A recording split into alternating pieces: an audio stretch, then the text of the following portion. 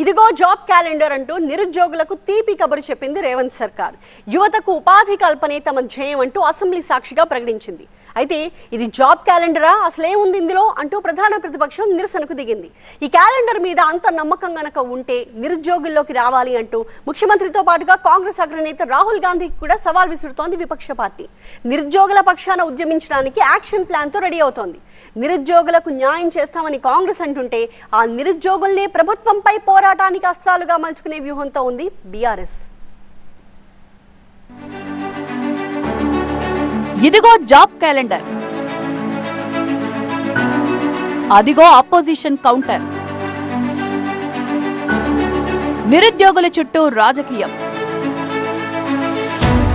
మాటిచ్చాం నిలబెట్టుకుంటున్నామంటూ assembly వేదికగా job calendar విడుదల చేసింది కాంగ్రెస్ సర్కార్. డిప్యూటీ సీఎం మల్లు భట్టి విక్రమార్క విడుదల చేసిన ఈ జాబ్ క్యాలెండర్ లో ప్రభుత్వం గ్రూప్ 1 అభ్యర్థులకు తీపి కబురు చెప్పింది. వచ్చే ఏడాది ఆగస్టులోపు ఏ ఉద్యోగ నియామకాలకు నోటిఫికేషన్లు విడుదలవుతాయి, పరీక్షలు ఎప్పుడు నిర్వహిస్తారనే సమాచారంతో క్యాలెండర్ ని రిలీజ్ చేసింది. జాబ్ క్యాలెండర్ ప్రకారం ఈ ఏడాది ఫిబ్రవరిలో జారీ అయిన గ్రూప్ 1 నోటిఫికేషన్ కు సంబంధించిన మెయిన్స్ పరీక్షలను అక్టోబర్లో నిర్వహిస్తారు. అదే నెలలో మరికొన్ని గ్రూప్ 1 ఉద్యోగాల భర్తీకి నోటిఫికేషన్ జారీ చేసి 2025 ఫిబ్రవరిలో ప్రిలిమ్స్, జూలైలో మెయిన్స్ నిర్వహిస్తారు. మనం చాలా రోజుల నుంచి ఎదురు చూస్తున్నటువంటి జాబ్ క్యాలెండర్ సంబంధించి ఈరోజు ప్రకటన ప్రభుత్వ తరఫున చేస్తూ ఉన్నాం. అధ్యక్ష, నూతన చైర్పర్సన్, సీనియర్ సివిల్ సర్వెంట్స్ సభ్యులుగా నియమించడం ద్వారా తెలంగాణ పబ్లిక్ సర్వీస్ కమిషన్ని ప్రక్షాళన చేయటం జరిగింది. రిక్రూట్మెంట్ ప్రక్రియను సరళీకృతం చేయటానికి యూపీఎస్సీ మరియు కేరళ పబ్లిక్ సర్వీస్ కమిషన్ అనుసరిస్తున్న పద్ధతులు, విధానాలను అర్థం చేసుకోవటానికి సీనియర్ ఐఏఎస్ల అధ్యక్షతన 2 కమిటీలను ఏర్పాటు చేయటం జరిగింది. వారి నివేదికల ఆధారంగా వారి సూచనలను ప్రభుత్వం అమలు చేస్తుంది. గ్రూప్ 2 పరీక్షలు ఈ ఏడాది డిసెంబర్లో జరగనున్నాయి. నియామకాల్లో కీలకమైన ఉపాధ్యాయ పోస్టుల భర్తీకి ఈ ఏడాది నవంబర్, వచ్చే ఏడాది ఏప్రిల్లో టెట్ నోటిఫికేషన్లు ఇస్తారు. మధ్యలో వచ్చే ఏడాది ఫిబ్రవరిలో డిఎస్సి నోటిఫికేషన్ వెలువడనుంది. ఎస్ఐ, కానిస్టేబుల్ పోస్టుల భర్తీకి ఏప్రిల్లో నోటిఫికేషన్లిచ్చి ఆగస్టు నెలలో అర్హత పరీక్షలు నిర్వహిస్తామని ప్రభుత్వం ప్రకటించింది. వీటితో పాటు గ్రూప్ 3 సర్వీసులు, వైద్య, విద్యుత్, ఇంజనీరింగ్ విభాగాల్లో ఉద్యోగాల భర్తీకి రేవంత్ సర్కార్ సిద్ధమైంది. అయితే ఈ జాబ్ క్యాలెండర్లో ఆయా విభాగాల్లో భర్తీ చేయబోతోన్న పోస్టుల సంఖ్యను మాత్రం ప్రకటించలేదు. జాబ్ క్యాలెండర్ కి చట్టబద్ధత కల్పించాలని భావించిన ప్రకటనకే పరిమితమైంది కాంగ్రెస్ ప్రభుత్వం. గత ప్రభుత్వ హయాంలో జరిగిన లోటుపాట్లు పునరావృతం కాకుండా జాబ్ క్యాలెండర్ ని పక్కాగా రూపొందించామన్నారు deputy CM Mallu Bhatti Vikramarka.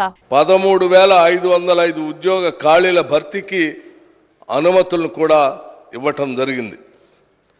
11,062 ఖాళీలతో teacher recruitment కోసం డిఎస్సి పరీక్షను ప్రకటించడం అయింది.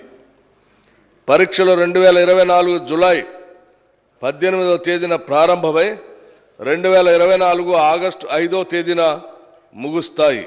పరీక్షల మధ్య తగినంత సమయం లేని కారణంగా పరీక్షలను వాయిదా వేయాలనే అభ్యర్థనలకు సానుకూలంగా స్పందించి ఇటీవలే గ్రూప్ 2 పరీక్షను ఆగస్టు 7, 8 తేదీల నుండి డిసెంబర్కు వాయిదా వేయడమైంది.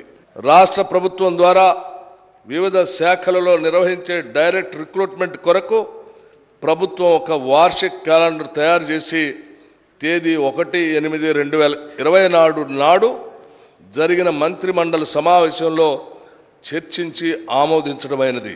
నిరుద్యోగులకిచ్చిన హామీలో కీలక ప్రక్రియకి అడుగుపడిందని ప్రభుత్వం భావిస్తుంటే ప్రధాన ప్రతిపక్షం మాత్రం జాబ్ క్యాలెండర్ ఉత్త ట్రాష్ అంటోంది. ఇదో జోక్ క్యాలెండర్ అంటూ తీవ్ర విమర్శలు చేశారు మాజీ మంత్రి హరీష్ రావు.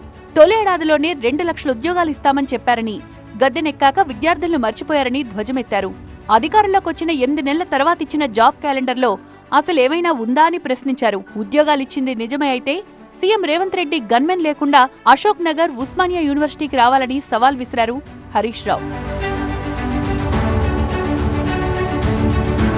అసెంబ్లీలో జాబ్ క్యాలెండర్ చర్చకు ప్రభుత్వం ఒప్పుకోలేదని నిరసనకు దిగారు బీఆర్ఎస్ ప్రజాప్రతినిధులు. ఎమ్మెల్యేలు, ఎమ్మెల్సీలు, మాజీ మంత్రులు అసెంబ్లీ నుంచి నేరుగా తెలంగాణ అమరవీరుల స్తూపం దగ్గరికి చేరుకుని ఆందోళన చేపట్టారు. ప్రభుత్వానికి వ్యతిరేకంగా నినాదాలు చేశారు. కాంగ్రెస్ ప్రభుత్వం ఈ 8 నెలల్లో ఒక్క ఉద్యోగమైనా ఇచ్చిందని, ఒక్కరంటే ఒక్క నిరుద్యోగితోనైనా చెప్పించాలని సవాల్ చేశారు బీఆర్ఎస్ వర్కింగ్ ప్రెసిడెంట్ కేటీఆర్. ఏ ఒక్కరూ సానుకూలంగా మాట్లాడినా రాజీనామా చేస్తారన్నారు. ధర్నాకు దిగిన నేతల్ని పోలీసులు అదుపులోకి తీసుకున్నారు. ఈ సందర్భంగా రాహుల్ తెలంగాణ యువతకు క్షమాపణ చెప్పాలని డిమాండ్ చేశారు కేటీఆర్. 2 లక్షల ఉద్యోగాలమన్నారు, 2 లక్షల ఉద్యోగాలు ఇస్తామన్నారు. మొదటి సంవత్సరంలో 2 ఉద్యోగాలు కూడా ఇవ్వలేదు. రాహుల్ గాంధీ తెలంగాణకు రావాలి, తెలంగాణ యువతకు వెంటనే క్షమాపణ చెప్పాలి. తప్పకుండా 2 లక్షల ఉద్యోగాలు ఇచ్చేంత వరకు తెలంగాణ రాష్ట్ర సమితి తప్పకుండా ఈ కాంగ్రెస్ ప్రభుత్వం వెంట పడుతుంది. తెలంగాణ యువతకు న్యాయం జరిగేంత వరకు తప్పకుండా వారికి అండగా నిలబడతాం. రాహుల్ గాంధీ వెంటనే క్షమాపణ చెప్పాలి, తెలంగాణ యువతకు 2 లక్షల ఉద్యోగాలు ఇవ్వాలని మా పార్టీ తరఫున. జాబ్ క్యాలెండర్ విడుదలకు ముందే అసెంబ్లీలో ఉద్యోగ నియామకాల అంశాన్ని ప్రస్తావించారు బీఆర్ఎస్ ఎమ్మెల్యేలు. కాంగ్రెస్ ప్రభుత్వం ఈ 8 నెలల కాలంలో ఒక్క ఉద్యోగమైనా ఇచ్చినట్లు ఏ నిరుద్యోగి చెప్పినా రాజీనామా చేసి వెళ్లిపోతానన్నారు కేటీఆర్. సీఎంకి, ప్రభుత్వ పెద్దలకు పౌర సన్మానం కూడా చేస్తామంటూ ముందే మ్యాటర్ని హీటెక్కించారు. ఒక్క ఉద్యోగం రేవంత్ రెడ్డి గారి ప్రభుత్వం, కాంగ్రెస్ ప్రభుత్వం వచ్చినాక కొత్తగా ఇచ్చినాము అని ఏ ఒక్క యువతి గాని యువకుడు చెప్పినా నేను అక్కడే రాజీనామా చేసి రాజకీయ సన్యాసం తీసుకుంటా అధ్యక్ష. ఒక్కరు చెప్పినా నేను చెప్తా ఉన్నా అధ్యక్ష, అక్కడే సిటీ సెంట్రల్ లైబ్రరీలో ముఖ్యమంత్రి గారికి, ఉప ముఖ్యమంత్రి గారికి మా పార్టీ తరపున, తెలంగాణ యువత తరపున 1,00,000 మందితో పౌర సన్మానం కూడా పెడతామని చెప్పి నేను చెప్తా ఉన్నా అధ్యక్ష. జాబ్ క్యాలెండర్ పై అసెంబ్లీలో ప్రభుత్వ ప్రకటనకు ముందే ఉద్యోగ నియామకాలపై క్లారిటీ ఇచ్చారు రాష్ట్ర మంత్రులు. నీళ్లు, నిధులు, నియామకాల కోసమే తెలంగాణ ఏర్పడిందన్న పొన్నం ఉద్యోగ నియామకాలపై ప్రభుత్వం ఇచ్చిన మాటకు కట్టుబడి ఉందన్నారు.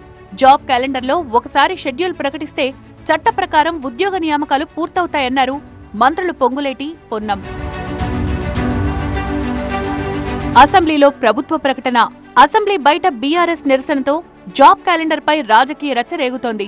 అసెంబ్లీని ప్రభుత్వం బుల్డోజ్ చేసిందని ఆరోపిస్తోన్న విపక్షం జాబ్ క్యాలెండర్ పై ప్రభుత్వాన్ని ఇరుకున పెట్టాలన్న వ్యూహంతో ఉంది. అసెంబ్లీ ఎన్నికల ప్రచారంలో కాంగ్రెస్ కి బ్రహ్మాస్త్రమైన ఈ అంశంపై నిరుద్యోగులకు మద్దతుగా ఉద్యమించేందుకు సిద్ధమైంది. కేసీఆర్ ఇచ్చిన నోటిఫికేషన్లతో సంబంధం లేకుండా కాంగ్రెస్ పార్టీ ఇస్తామన్న 2 లక్షల కొత్త ఉద్యోగాలు ఇచ్చి తీరాలని డిమాండ్ చేశారు బీఆర్ఎస్ ఎమ్మెల్యే పాడి కౌశిక్ రెడ్డి. జాబ్ క్యాలెండర్ పేరిట ఉత్త పత్రాన్ని విడుదల చేసి నిరుద్యోగులను ప్రభుత్వం నిరాశపరిచిందన్నారు. డిసెంబర్ 2024 వరకు 2 లక్షలు నింపుతామన్నారు. కనీసం ఒక్క ఉద్యోగమన్నా మీరు నింపినరా? ఇవాళ కేసీఆర్ గారు 2,02,000 ఉద్యోగాలు, గవర్నమెంట్ ఉద్యోగాలతో పాటు కేటీఆర్ గారి నాయకత్వంలో సుమారు 10 లక్షల ప్రైవేట్ ఉద్యోగాలు కూడా కేసీఆర్ గారు కల్పించింది. ఒక్కసారి మీ అందరికీ కూడా గుర్తు చేస్తా ఉన్నాను. అసలు నోటిఫికేషన్లు ఇవ్వకుండా, ఎగ్జామ్లు రాయకుండా అసలు ఉద్యోగాలు ఎట్టించడం నాకు కొంచెం చెప్పు. మీరు జాబ్ క్యాలెండర్ ఈ డిసెంబర్ వరకు 2 లక్షల ఉద్యోగాలు ఇస్తామన్నారు. ఇప్పుడు August, September, October, November, December 4 నెలలే ఉన్నాయి. బీఆర్ఎస్ బాటలోనే బీజేపీ కూడా జాబ్ క్యాలెండర్ పై ప్రభుత్వ చిత్తశుద్ధిని ప్రశ్నిస్తోంది. ఉద్యోగులు, నిరుద్యోగుల సంఖ్యలు, అంకెలు లేకుండా జాబ్ క్యాలెండర్ రిలీజ్ చేశారన్నారు BJP MLA Katipalli Venkataramana Reddy. Retire అయిన ఉద్యోగులను 10-15 ఏళ్లుగా కొనసాగిస్తూ నిరుద్యోగుల ఆశలకు ప్రభుత్వాలు గండి కొడుతున్నాయన్నారు. ఎక్స్టెన్షన్ మీద రిటైర్డ్ ఎంప్లాయీస్ ని అట్లనే కంటిన్యూ చేస్తూ పోతున్నారు. కింది స్థాయి ఉద్యోగులు ప్రమోషన్ రాక అక్కడే ఆగిపోయి సిఈ లెవెల్లో రిటైర్ అయిపోతూ పోతున్నారు. సెక్రటరేట్ మొత్తం మీద కూడా రిటైర్మెంట్ ఎంప్లాయీస్తోనే రన్ చేస్తున్నారు. ఎందుకు? మతలబ్ ఏంది? అవసరం ఏముంది? బీఆర్ఎస్ విమర్శలకు నోటిఫికేషన్లతోనే సమాధానం చెప్పాలి అనుకుంటోంది కాంగ్రెస్ ప్రభుత్వం. విపక్ష పార్టీలు బురద చల్లే అవకాశం ఇవ్వకుండా నియామకాలపై ఎప్పటికప్పుడు క్లారిటీ ఇచ్చే వ్యూహంతో ఉంది. నిరుద్యోగులు ప్రభుత్వంపై ఉంచిన నమ్మకాన్ని నిలబెట్టుకుంటామంటోంది రేవంత్ సర్కార్. మొత్తానికి రుణమాఫీపై రగడ నడుస్తోండగానే జాబ్ క్యాలెండర్ ని బ్రహ్మాస్త్రంగా వాడుకోవాలి అన్న ప్లాన్తో ఉంది గులాబీ పార్టీ. దాన్ని అధికార పక్షం ఎలా తిప్పికొడుతుందో, నిరుద్యోగుల్ని ఎలా మెప్పిస్తుందో చూడాలి మరి.